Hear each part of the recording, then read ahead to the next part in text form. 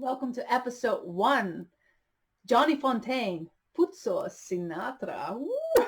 I'm so excited. I hope I won't forget anything. But anyways, let's get this show on the road.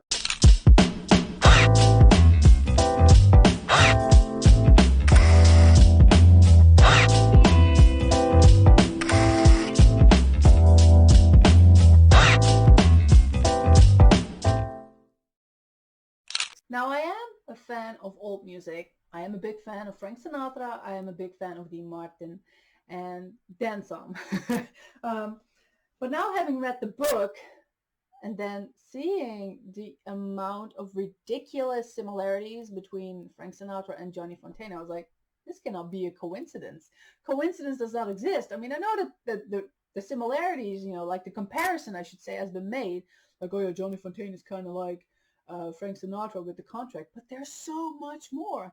So I don't know everything about Frank Sinatra. I have not really read a biography of him yet. But what I do know is already a lot. So let's get this started.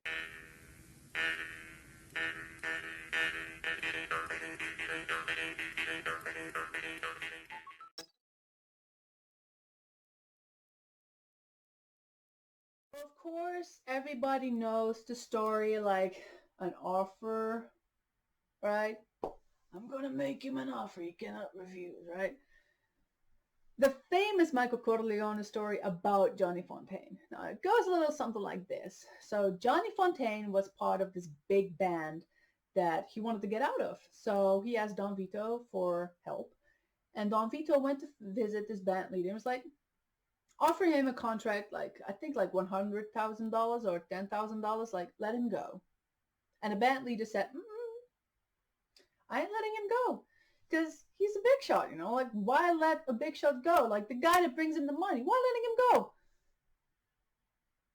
Don Vito returns with Luca Brasi. And Luca Brasi, oh my God. If you have not read the book, I swear that one story that Michael hears in Corleone from this lady that used to work with Luca Brasi, oh my God. Why was he such a pussy in the movie? But anyways, this time Don Vito, he visits the band leader with Luca Brasi.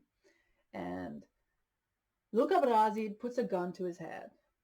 And Don Vito says, it's either going to be your brain or your signature that's going to end up on the contract.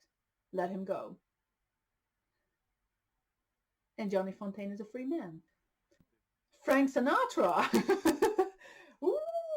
So Frank Sinatra asked allegedly Willie Moretti for a favor. Willie Moretti was an underboss in a Genovese family. At least we know it now as a Genovese family. But at the time, because I believe the time frame was 1942, it was still the Lucky Luciano family. And, the Lucky Luciano, the Havana Unana, this other story of Frank Sinatra with the mob, is that allegedly he met up with Lucky Luciano in Havana, and they had some bada bing bada boom going on in a hotel room. Well, not together, but like with a lot of women, I should say. Should add before. Oh my God, I just created a different time zone or timeline, I should say. And also that there was like a cigarette case that Lucky Luciano had that said like, to my dear pal, Frank Sinatra. It was a gift from Frank Sinatra, however you say it. So there was a connection, okay? So Willie Moretti, he went to this band leader and he basically put a gun down his throat and was like, you're going to let him go. And Frank Sinatra was a free man. So the other similarity between Frank Sinatra and Johnny Fontane is that Johnny Fontane is now married to this big Hollywood actress called Margot Ashton. And it's a very unhappy marriage with like verbal violence or any type of violence pretty much. Just like Frank Sinatra. Frank Sinatra was married to Ava Gardner. But you have to understand that before that actual marriage to both of them, they were married before to their childhood sweetheart. Childhood sweetheart of Johnny Fontane was Ginny. And Ginny and Johnny had two beautiful daughters. But then, of course, they become the big shot, and then it's like, see ya. The same goes for Frank Sinatra, who was married to Nancy, his childhood or teenage sweetheart, whatever you call it. And then he met this beautiful, I mean, she's fucking beautiful if you ask me, Ava Gardner. And allegedly, here we go again, it was also a very unhappy marriage with some verbal violence going on, blah, blah, blah, blah, blah. I mean, coincidence? I think not. So in the book, we're getting introduced to a character that we actually never see in the movie. His name is Nino Valenti. Nino Valenti is a childhood friend of Johnny Fontane and another godson of Don Vito. Oh my God, it took a bit. So the introduction is during Connie's wedding, and he's already on stage performing, and he's playing the mandoline.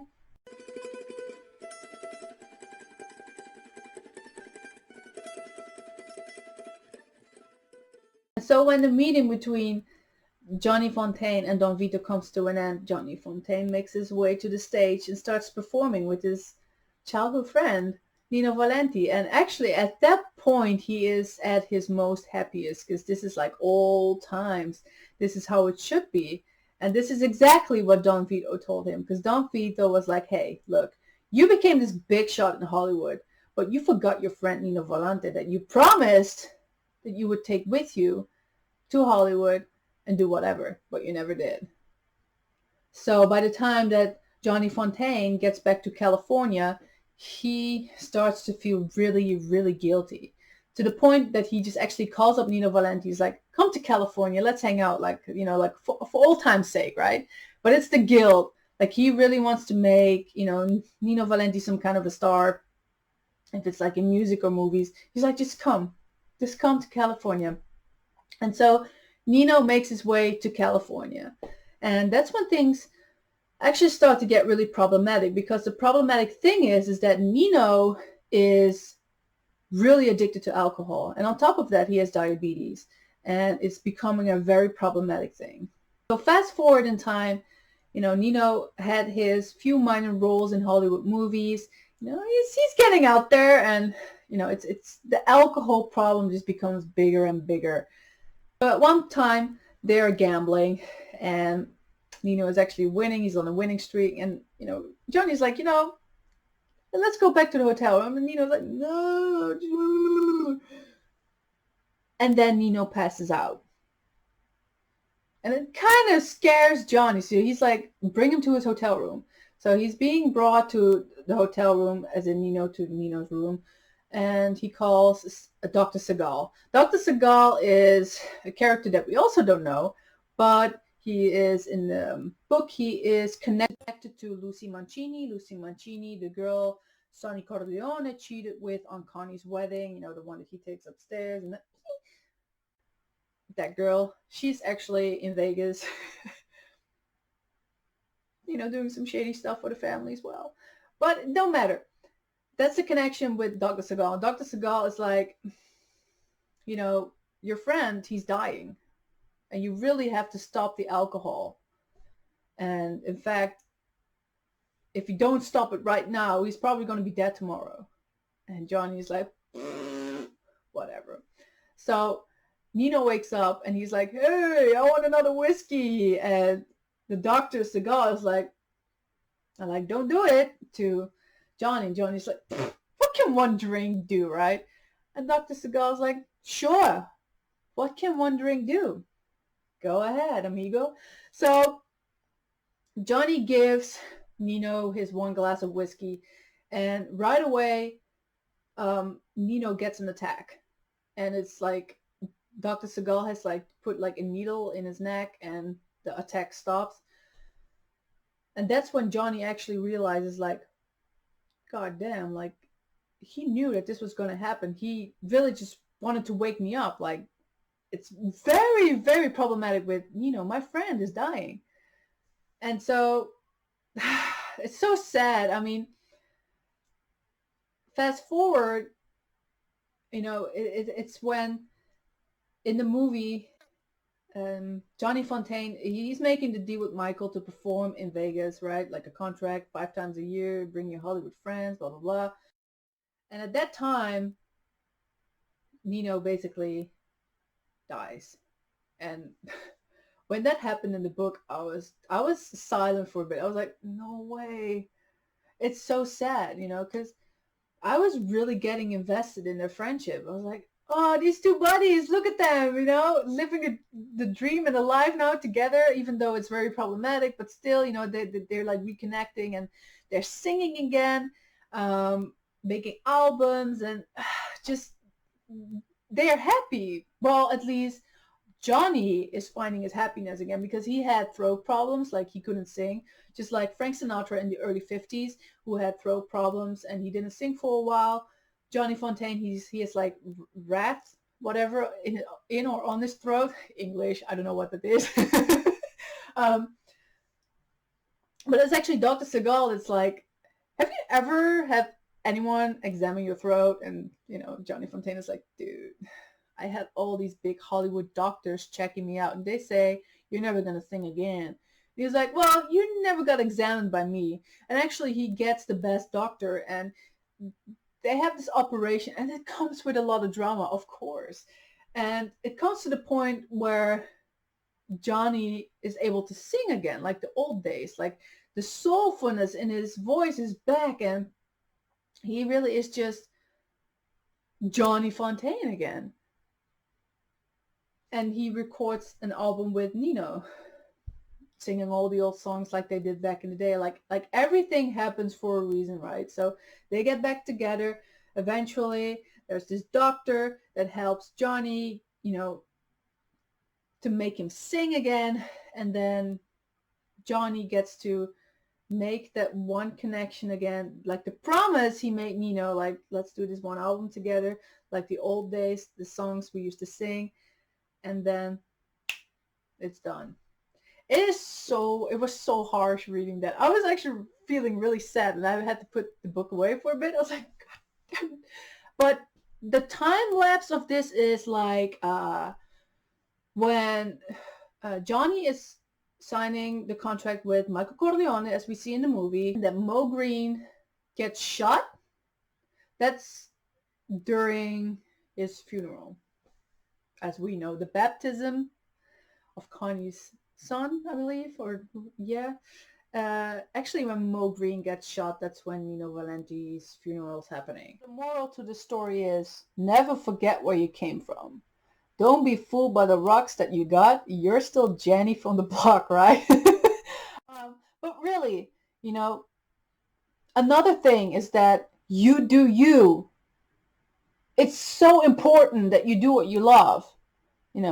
If making videos about cosplay makes you happy, do it. Don't feel like you have to make videos about comics because that's how you started your Instagram page or whatever. Don't feel obligated that you have to follow a certain crowd. Just do you. Like I am doing this. I know a lot of people don't give a rat's ass about this, but I do. And hopefully it shows, that I really love this. Oh, thank you for watching. I guess my next episode might be about one of the Corleones. Maybe Michael Corleone or maybe Vito Corleone. I don't know. I have a lot to say about Vito Corleone, especially Marlon Brando. I mean, I love Marlon Brando. Oh, Godfather, I don't know what to do. I don't know what to do. You can act like a man! Don't get me wrong. But I never really could get into Don Vito because of Marlon Brando. And then having read this book, oh my God, I love Don Vito. Or should I talk about Michael Corleone? Maybe if you have a suggestion for me, let me know in the comments below if you got this far. Thank you for watching.